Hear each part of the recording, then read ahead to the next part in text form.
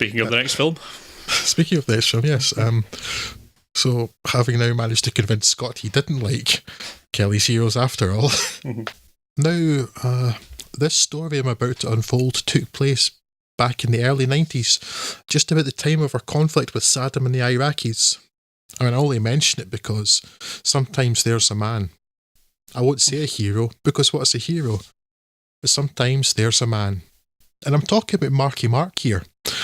Sometimes there's a man who, well, he's the man for his time and place. He fits right in there. And that's Marky Mark in Kabbalah in Iraq.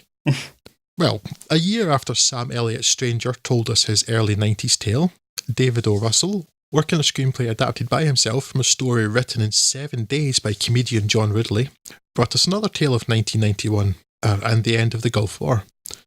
The Iraqi military has surrendered, peace accords have been signed, and 500,000 US troops are stuck in the middle of the desert, bored, fractious, and in the case of some, desperate for action, by which I mean itching to be allowed to kill someone.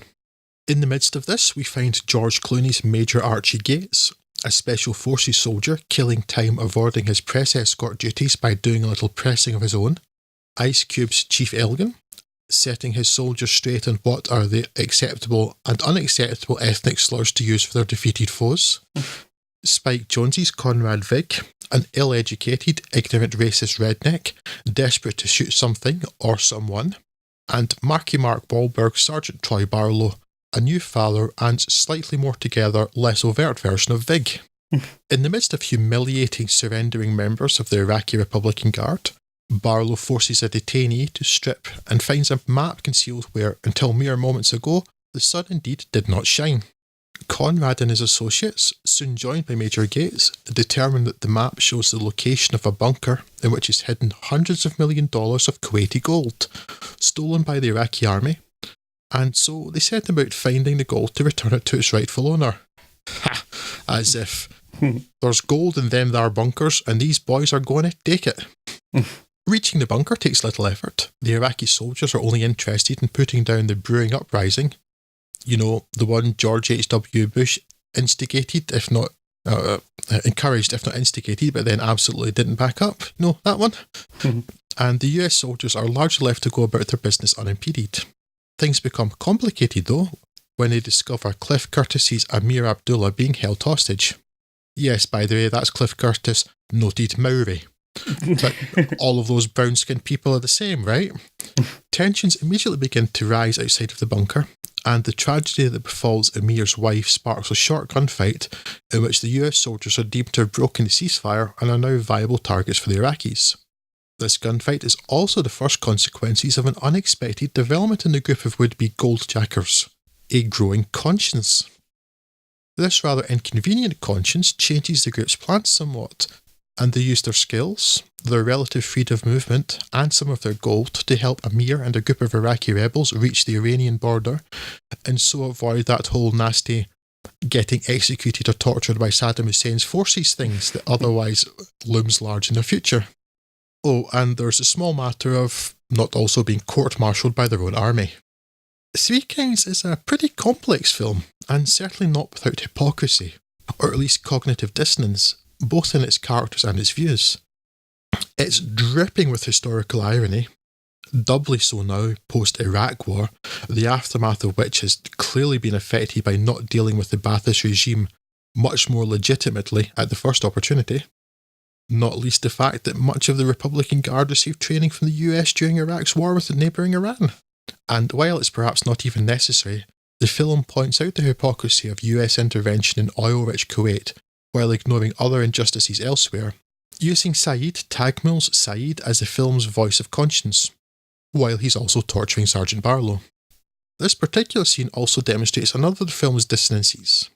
Russell takes pains to incriminate the political machine, not the military, and here Barlow is shown to be, at worst, a poor sap who bought his country's propaganda, but wasn't given the insight to see the hypocrisy and the cynicism behind the war, nor ever expected to be capable of it. Yet still the soldiers, while being shown to be pawns in political machinations, cannon fodder for the military-industrial complex, are often shown to be ignorant, violent and xenophobic and unworthy of sympathy. that Three Kings can manage all of this and still contrive to be funny and make you care about the central characters, well, Conrad Vig aside, is really rather remarkable. Containing shades of MASH, that's the classic television series, not the awful Robert Altman film in which it was based, westerns, Saving Private Ryan, amongst others. It's a satirical anti-war war movie that evades easy genre pigeonholing and perhaps only truly fails with a rather insipid sentimental ending. And an amusing connection to our first film, I wonder just how this would have turned out if George Clooney's role had gone, as originally intended, to Clint Eastwood. Surely not. You made that up, I'm pretty sure. I have not, apparently. It was originally intended to be Clint Eastwood, and then they recast it much younger with George Clooney. Now, I can see that Clint Eastwood may have pulled off better the bit that I thought George Clooney failed a bit with, actually, is that the whole cynical, world-weary soldier who's willing to risk his career and his freedom just to steal some gold. I can kind of see Clint Eastwood pulling that off. George Clooney, not so much, but the whole post-conscience kicking in thing. Yeah. Which George Clooney clearly does so well, which was clearly the part of the role that interested him much more in this film. Yeah. I can't see Clint doing that. No. Yeah, I liked this quite a lot when I saw it 20 years ago, so much so that I immediately bought, well, not immediately, but as soon as the DVD was available, I bought that, and I've put it on a shelf, and I've not even thought about watching it for so long a time that the medium in which I bought it has now become obsolete. That sounds remarkably familiar, Scott. That's almost like this is exactly what happened to me. I wasn't as impressed with it coming into it this time round, but I still enjoyed it quite a lot. There was something about your Ice Cube's performance that I just wasn't liking this time round. I'm not sure what that was. And there's a few moments that date it almost as much as Kelly's Heroes did. There's some really weird shots that David Russell's put in that seemed to be done for a music video he was doing at the side or something. There's strange, overly stylistic shots of people doing random nonsense, and it's like, what was that for? And the sections too of the internal injuries really stood out. Yeah. That felt like a very 1990s, early 2000s thing. It felt a bit like I've seen some Fincher movies, so I'm going to steal that for a bit. Yeah, he's had a strange career, David O. Russell, going from stuff like this and like small indie comedies to like American Hustle and Silver Lining Playbook and like some more Oscar baity type things. But fair play to him, he seems to mostly pull it off. It's a pretty interesting script to say. It's a lot more morally grey and complex and all that sort of turn of the millennium dark and gritty tones going for it, and that all works pretty well. The central story's pretty good, and most of the action scenes that are going through it as well are actually pretty competently handled as well, which you may not have been expecting for something that's pitched quite this way. Yeah, I couldn't really bring myself to have all that much to comment on it again when I watched through it again a couple of weeks back. It's like, yeah, this is fine. I enjoy this well enough, but it feels a bit dated in the way that it looks. But that's certainly not enough to really spoil your enjoyment of it too much. And if you've not seen it so far, I think it's definitely worth putting on your watch list. Yeah, I really was very similar to you. I remember enjoying it thoroughly when I watched it the first time. Bought the DVD, didn't watch the DVD naturally, and then was definitely not as invested in it this time around. And so the middle section of the film, I was really finding my attention wavering. Yeah. When it gets to the end or towards the end, and it's very much going the opposite way of Kelly's Heroes when they're thinking, we've got consciences now, maybe we're going to try and do a bit of good instead, and it really picked up for me. Mm-hmm. But that said, while I was watching Kelly's Heroes, I was making lots of notes. While I was watching Three Kings, I made none. Yeah. So while watching, I think I probably felt quite like you. Then when I sat down to actually prepare the notes for this podcast, all of this stuff just flowed out. And I'm like, apparently I had stronger feelings about it than I thought. So I guess I enjoyed it a great deal more after having watched it again, but not while watching it, which makes no sense, but there we go. Yeah, certainly it's an awful lot better film than Kelly's Heroes is. Yes, on that I agree.